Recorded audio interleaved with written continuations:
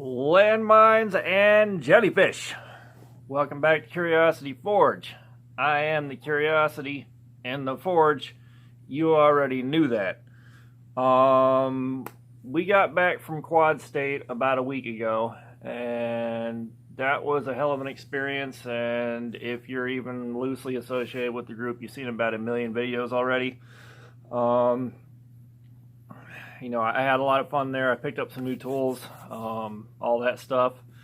But while I was there, a whole bunch of us worked on a kind of collaborative project. For those of y'all that aren't familiar, a man known as Lufe has been massively supportive of everybody involved with Forging It Forward and all that since it first started. And he wanted to get out of Quad State this year and couldn't. But what happened was, the idea was thrown out there to make a hammer for him while we're up there and get a lot of people in on it. So we started working on a hammer for Lufe, and a lot of thanks goes to Bob over at B&B Forge. He kind of oversaw and did a lot of the heavy lifting with getting the eye punched and drifted. And then while we were doing that, we had a whole bunch of guys, and I mean a whole bunch. Like, I'm just going off memory here, which is real patchy, and I don't have a written list, but we had like Ting Ting got a heat in on it, Sully from Shamrock Forge got a heat in, JT, Drayson's Forge, Alex Hanneman, Hanneman Ironworks, James Duncan, Sprinkle Donut Forge, Eduardo Saul, Ben Toombs, Daniel Crawford. Geez, the list is really long. And Steve Schleicher, Cripes. Who else? Of course, I have my hands on it. It's a long list, and the other half of this is kind of a collaboration with me and Bob, because Bob recorded a fair amount of footage of the eye being punched and drifted. I was kind of left to kind of get everything else wrapped up with, of course, whatever help was available. And there was also a lot of guidance from Ting Ting and Dan Moss while they were on site, while I was getting the rest of the stuff buttoned together before we left to go home. I'm trying to think of who else it was. And hopefully we'll be able to get a full list put together whenever Bob gets his part of the video out. We'll have to see how that breaks down. But this is what we walked away with. And we basically got a nice hammer billet with a fairly generous hammer eye that should keep it locked in place pretty firmly. And I've got to do the heat treatment and the finishing work. So that's what we're going to record here so that we got this on video. And we'll just kind of see where it goes from there. I am planning on turning that into a round flat and hanging the handle on it, and then wailing on some stuff with it pretty hard to make sure that the head is seated, that it doesn't move around. You know, we don't have any unexpected nasty surprises. But let's go in the shop and let's get started working on this.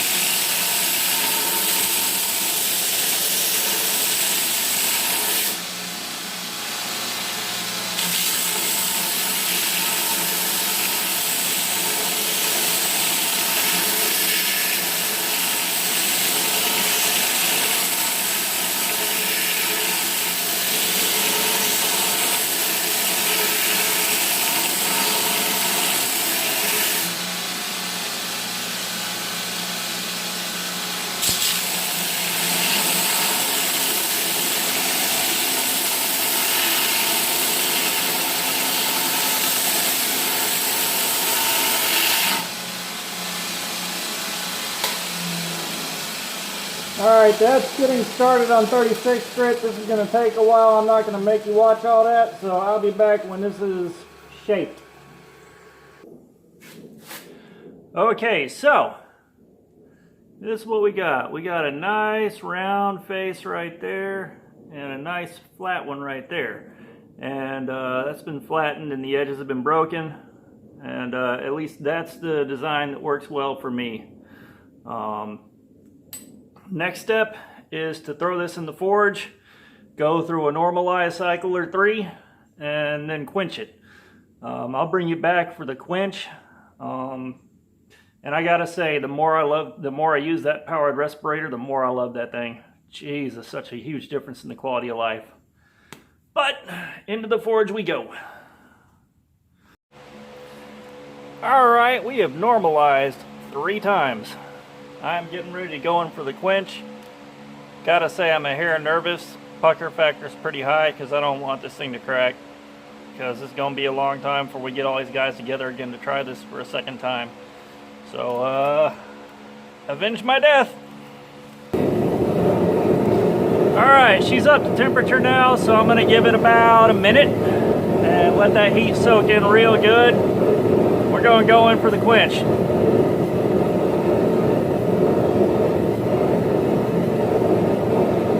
I'm nervous.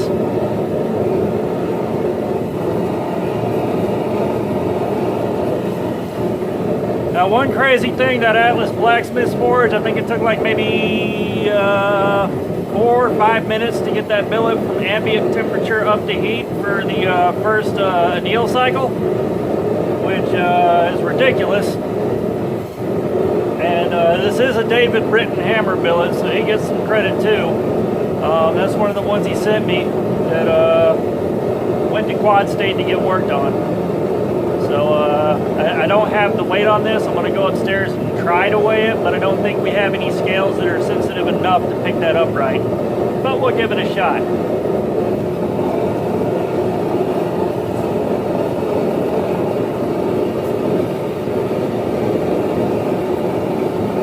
Alright, here goes nothing.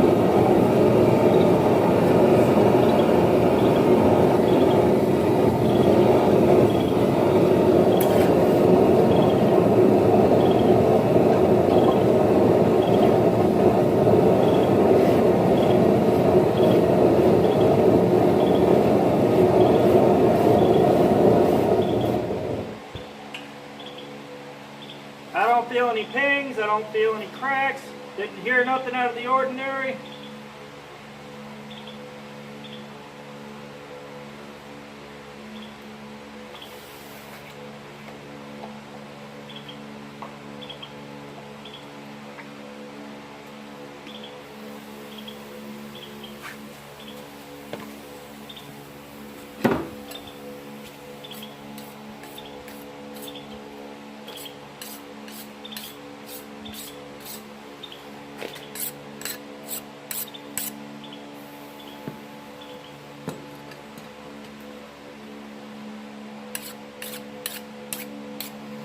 Yeah, file check's real nice. I'm happy. Alright, the next step here, I'm going to wire brush the crap out of this and then clean the faces up and get ready to go upstairs and go in the oven to temper it. And yes, I am wearing face protection. This is a wire brush and I have face protection.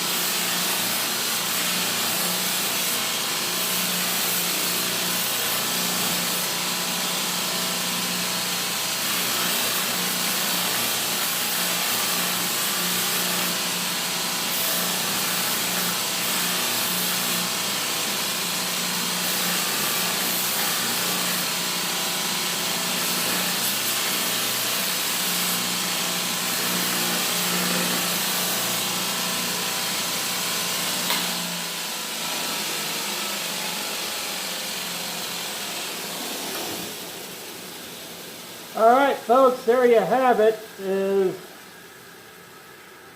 hammer. The face is nearly done cleaning up. I'll get the rest after the tempering cycle. But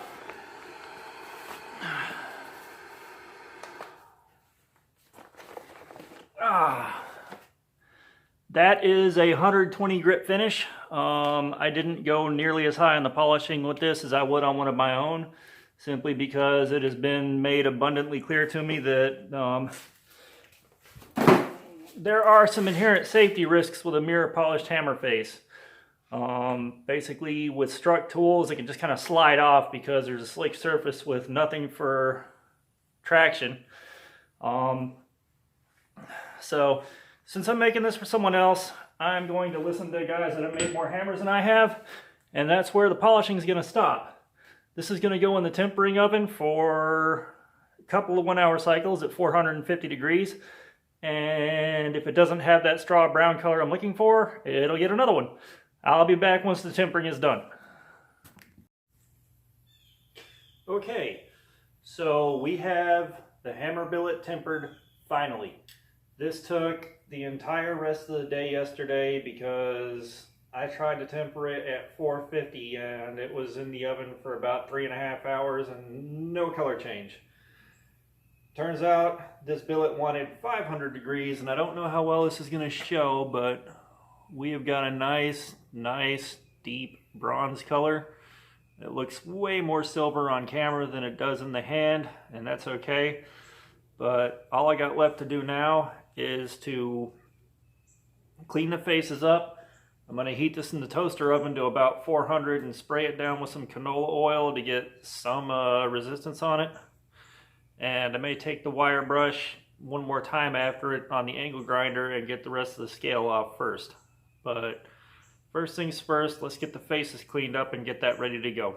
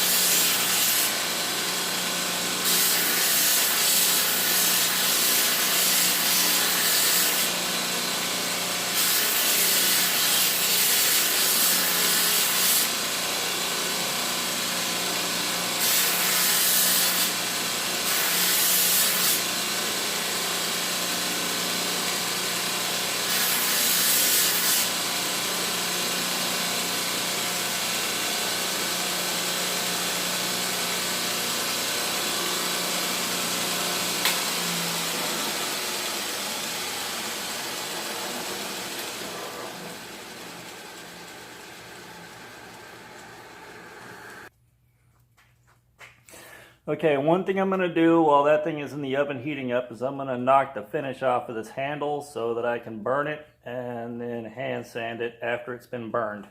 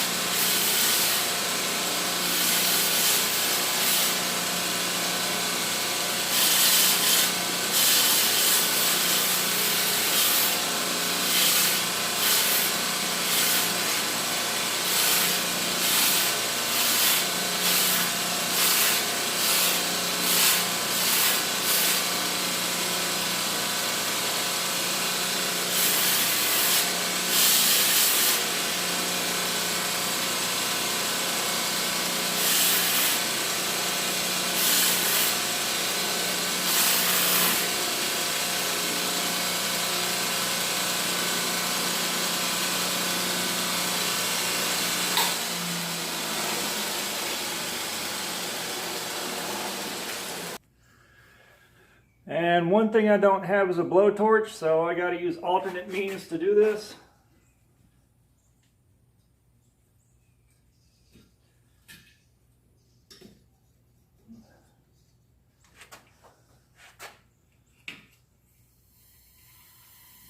And corn tack, nope, corn tack.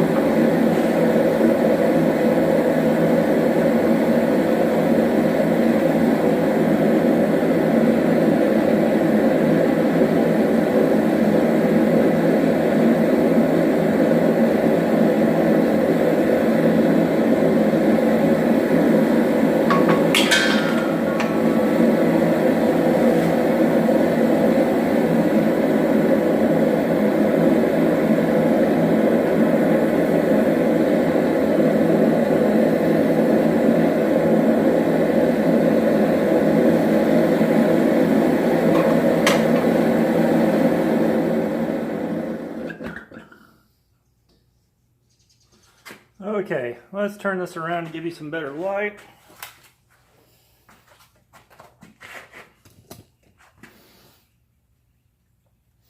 Now, when I sand that back, it should look a lot nicer. I'm not going to worry about that in there. But yeah, there we go, it's burnt.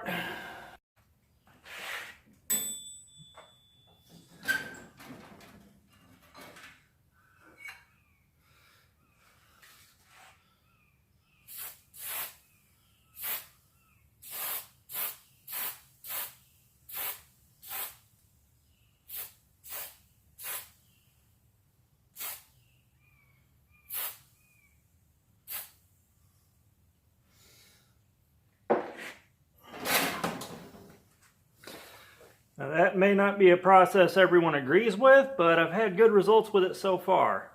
It gives it a nice good oil finish and it bakes into the surface pretty nice. So my next step is to let this cool off and then we'll work on getting the handle hung.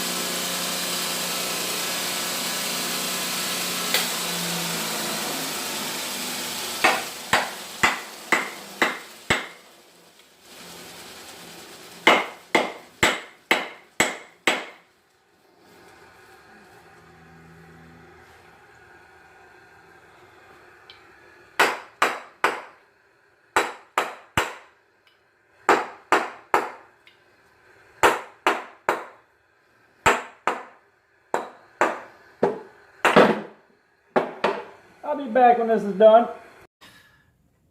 Alright, so we've got a hammer hung. I got to reburn that little corner, a chip got knocked off, but she is hung up. It's time to do the wedge. Now, I am at want for wood glue right now, but what I do have quite a bit of is 5-minute epoxy.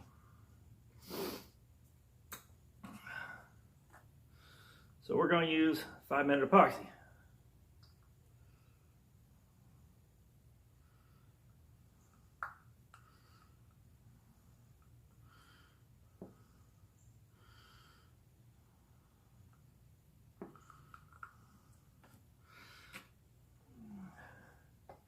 Now, for anybody that has to deal with a lot of epoxy and epoxy-like products, these little 3-ounce bathroom cups are absolutely amazing for that.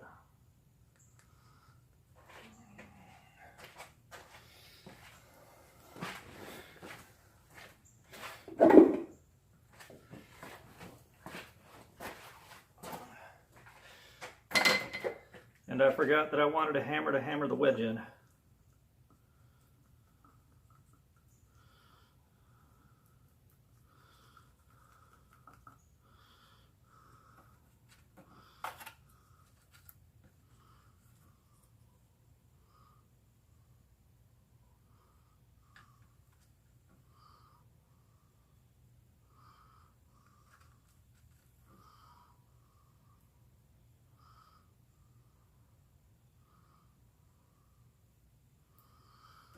Okay, so here goes nothing.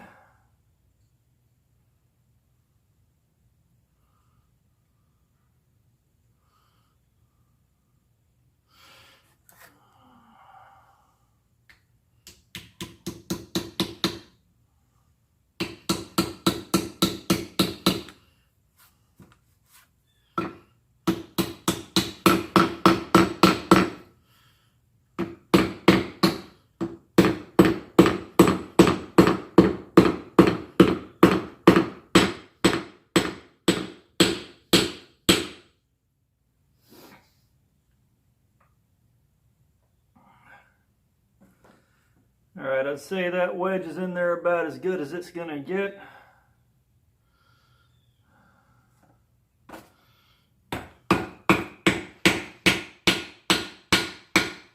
Yeah.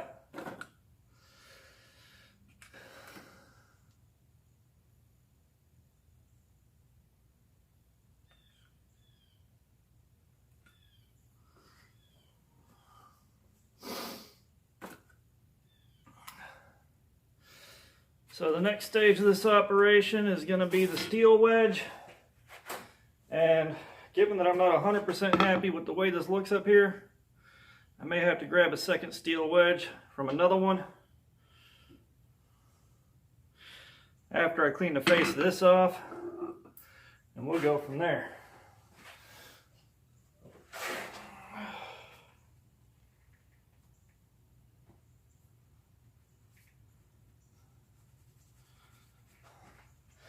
Good enough.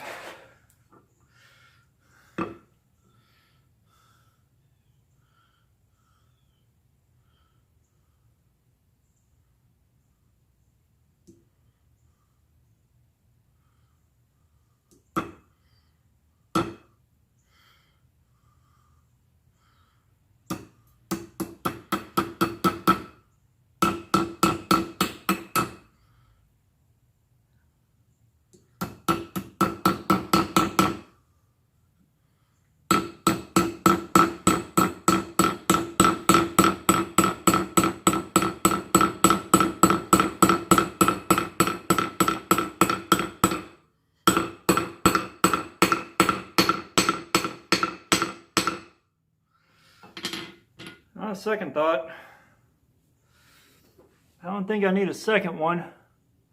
That's got the eye filled up real good. I am, however, going to smash a little more epoxy down in there just because I can. Or at least, I think I can. Nope. It's already congealing. Alright, well, I think the next step is going to be to test drive this bad boy, see what it can do. It sure feels good. And then it'll be ready to mail off. Back in a minute.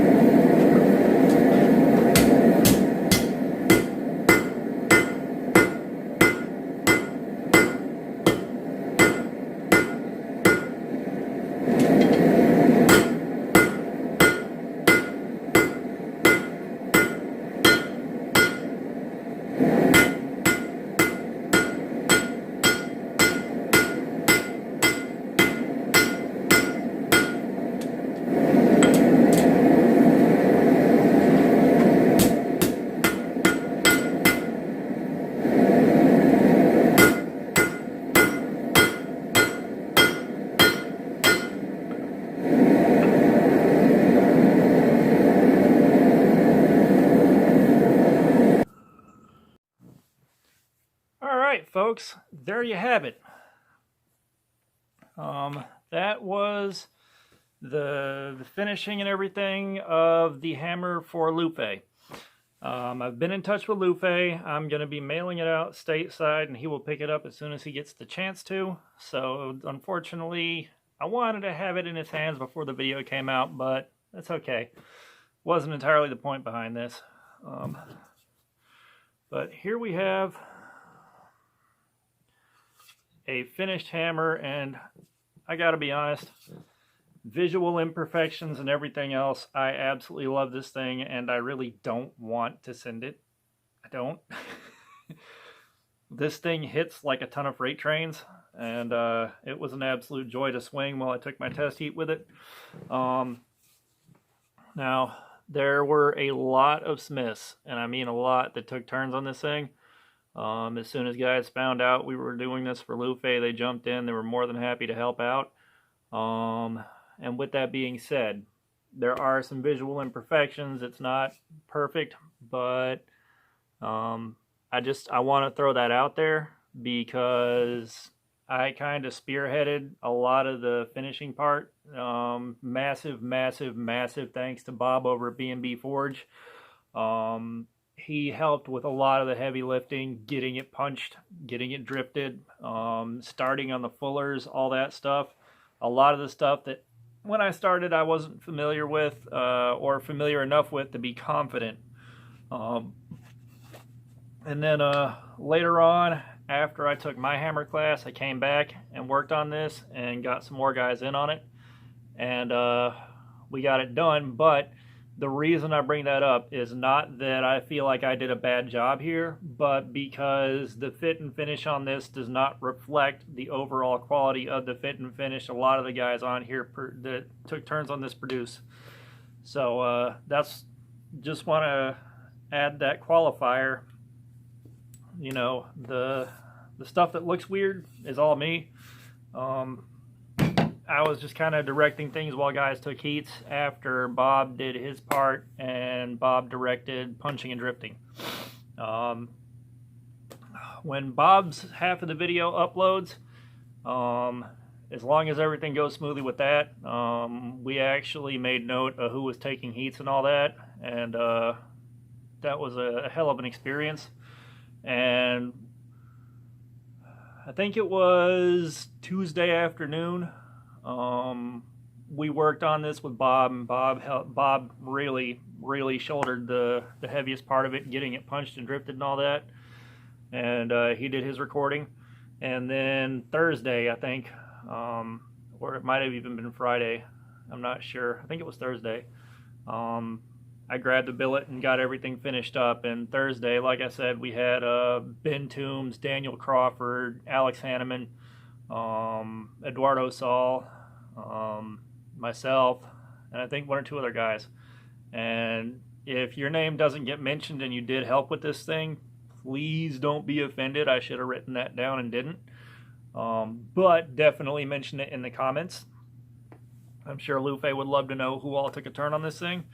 And with that, I'm uploading this half of the video on my channel, and Bob's uploading what he recorded on his channel. So as soon as Bob's video is uploaded, I'm going to link off to that in the pinned comment so that you can go watch the beginning of this and also get another look at what Quad State was like.